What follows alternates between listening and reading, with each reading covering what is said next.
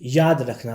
हम में से बहुत से लोग ऐसे हैं जो कि हर छोटी छोटी बात भी बहुत आसानी से भूल जाते हैं, और कुछ लोग ऐसे होते हैं कि उनको दूसरे की छोटी छोटी बातें भी बहुत अच्छे से याद रह जाती हैं। ये याद रखने का अमल क्या है और किस तरह हमारे ब्रेन्स में इवेंट्स स्टोर होते हैं? क्या हम अपनी मर्जी से किसी बात को भुला सकते हैं या नहीं? और क्या होता कि अगर हम कुछ भी भूल ना पाते और हर चीज़ परफेक्टली याद रखते? आज हम जानेंगे। आज की वीडियो बहुत ही दिलचस्प और माइंड बॉगलिंग होने वाली है, तो मैं रिकमेंड करूंगा कि इस वीडियो का एक सेकंड भी मिस ना करें। This is Gauhar Ali Rizvi and you are on my channel.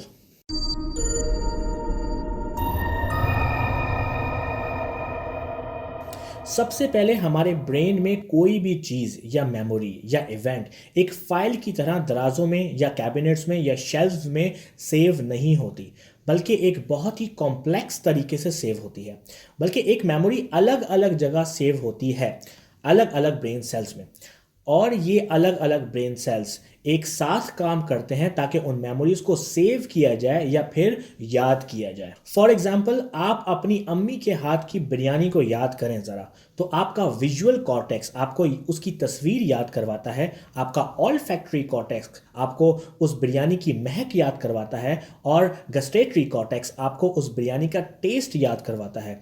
मेरे कहने का मकसद ये है कि कोई भी मेमोरी एक फाइल नहीं होती जो कि किसी ब्रेन के एक कोने में सेव होती है, बल्कि ये पूरे ब्रेन में डिस्ट्रीब्यूटेड होती है। और ये मेमोरी कोई चीज नहीं होती, बल्कि ये एक अमल है। आई रिपीट, यादाश्त कोई चीज नहीं होती, बल्कि ये एक प्रोसेस है। मिसाल के तौर पर, जब फुटबॉल के दौरान जब बहुत सारे फैंस मिलकर एक वेव बनाते हैं, तो इसका मतलब ये नहीं कि ये बंदा वेव्स है, ना ही ये बंदा, बल्कि हर बंदा एक इंडिविजुअल है और सबने मिलकर एक प्रोसेस को सर अंजाम दिया।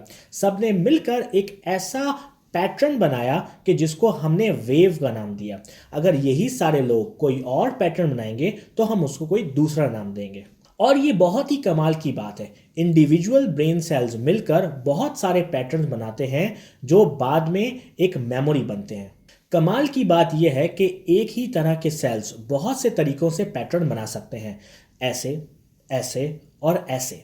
इसका मतलब ये कि एक ही ग्रुप के ब्रेन सेल यानी कि न्यूरॉन्स बहुत तरह के मेमोरीज बना सकते हैं, और यही वजह है कि हम एक छोटे से ब्रेन में हजारों बल्कि करोड़ों चीज़ों को याद रखते हैं। नाउ, हमारे दिमाग के बीचों बीच एक बहुत ही कमाल का पार्ट होता है जो कि ऐसा दिखता है।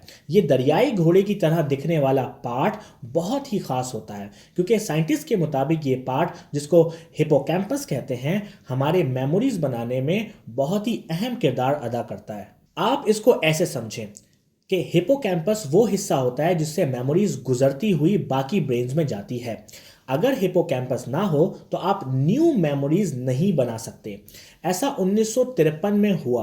एक पेशेंट के लिए ज़रूरी हो गया कि उसका हिपोकैम्पस को रिमूव कर दिया जाए, और जब उसे रिमूव किया गया तो वो शख्स ऑपरेशन के बाद कोई भी चीज़ याद नहीं कर पाता था, हालांकि उसे ऑपरेशन से पहले की हर बात याद थी। इस शख्स के ऑपरेशन से हमें पता लगा कि हिपोकैम्पस एक बहुत ही इंपॉर्टेंट पार्ट प्ले करता है मेमोरीज बनाने में, लेकिन हिपोकैम्पस मेमोरीज स्टोर नहीं करता।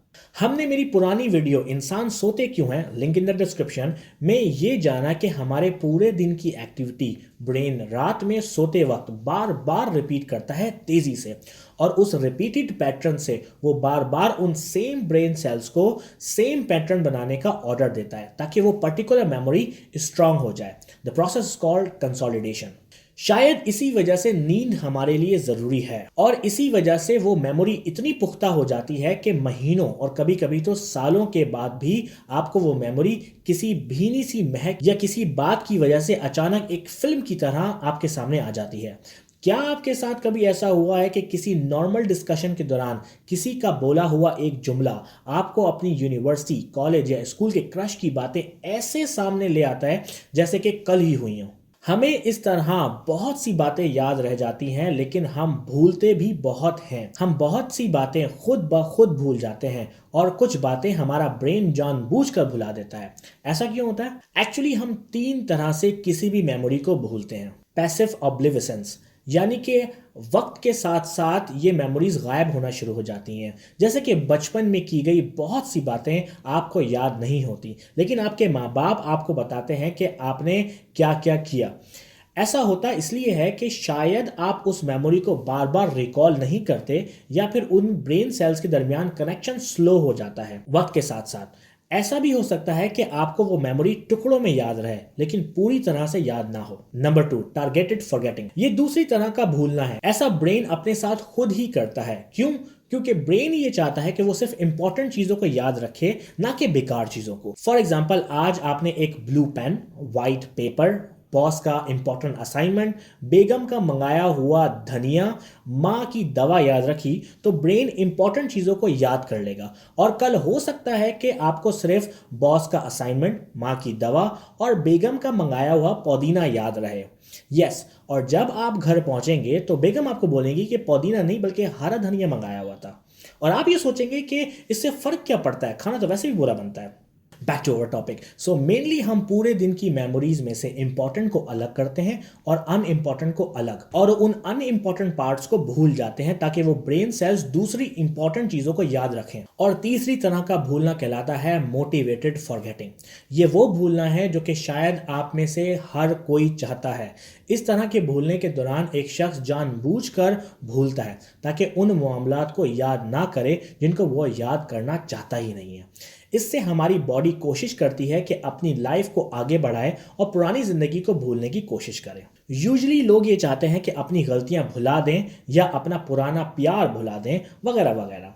ये एक बहुत ही ट्रिकी चीज़ है, क्योंकि अगर ये सही से ना की जाए तो इसका उल्टा इफेक्ट भी होता है। मिसाल के तौर पर, आप अपनी एक्स को भुलाना चाहते हैं और आप कोशिश कर रहे हैं कि जहन में उसको ना लाएं, लेकिन होता यह है कि आप अपने आप को समझाने के लिए ब्रेन को कहते हैं कि उस लड़की के बारे में या लड़के के बारे में ना सोचो। लेकिन द मोमेंट आप लड़की या लड़के के बारे में सोचते हैं तो फौरन ही वो पुरानी सारी मेमोरीज आपके सामने आना शुरू हो जाती हैं, और बजाय आप उनको भूलने के, आप उनको और पुख्ता यानी कि स्ट्रॉन्ग कर देते हैं। एक्चुअली मोटिवेटेड फॉरगेटिंग का मामला पूरी तरह से साइंटिस्ट को क्लियर नहीं है, लेकिन इस दौरान हमारे ब्रेन के कुछ हिस्से कोशिश करते हैं कि उन हिस्सों को सप्रेस करें जो कि उन मेमोरीज को ट्रिगर करते हैं। सो हम बहुत से तरीकों से भूलते हैं और ये ज़रूरी भी है। ये भूलना ही है जो हमें इंसान बनाता है। जो गैर ज़रूरी चीज़ों को या जो चीज़ें या लोग हमें नुकसान पहुंचाते हैं या जिन मामलात ने हमें दुख पहुंचाया होता है, उन्हें हमारी ज़िंदगी से दूर कर देता है ताकि हम खुश रहें। हर चीज़ को याद रखना ये सोचने में तो अच्छा लगता है, लेकिन शायद हमारे लिए ये अच्छी बात नहीं है।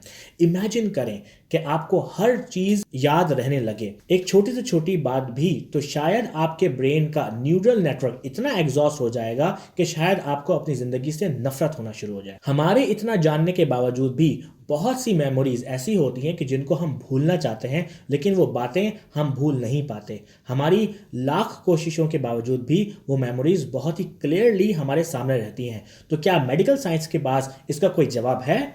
तो आंसर इज यस। इलेक्ट्रोकन्वुल्सिव थेरेपी एक वो टेक्निक है जिससे ब्रेन को बहुत ही प्रिसीजन के साथ एक खास इंटेंसिटी के इलेक्ट्रिकल शॉक्स दिए जाते हैं, जिससे हम उन नापसंदीदा ब्रेन सेल्स को सेम पुराने पैटर्न बनाने से रोकने की कोशिश करते हैं। जो लोग ये थेरेपी करवाते हैं वो मेमोरीज को भूलते तो हैं, और कभी कभी आप जिन मेमोरीज को भुलाना चाहते हैं वो कभी आपके ब्रेन से जाती ही नहीं है, चाहे आप कुछ भी कर लें। हमें आज की वीडियो से अंदाजा होता है कि जितना हमारे लिए मेमोरीज का बनाना इंपॉर्टेंट है, उतना ही उनको भूलना भी इंपॉर्टेंट है। भूलना एक बहुत ही इंपॉर्टेंट पार्ट है जिसकी वजह से इंसान आज इंसान है। And that's it. होप कि आपको मेरी वीडियो पसंद आई हो। लेट मी नो कि आपको मेरी वीडियो कैसी लगी, मुझे कमेंट्स में जरूर बताएं, और मुझे यूट्यूब पे जरूर सब्सक्राइब करें www.youtube.com/mychannelvideo, and I will see you in the next video.